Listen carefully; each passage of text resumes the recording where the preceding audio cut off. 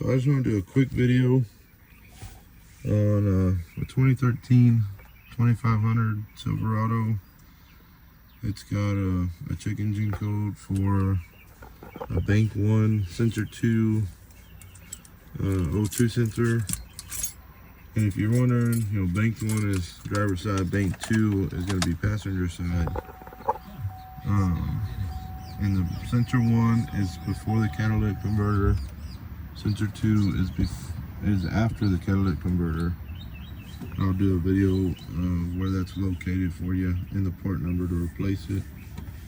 But let's get into this.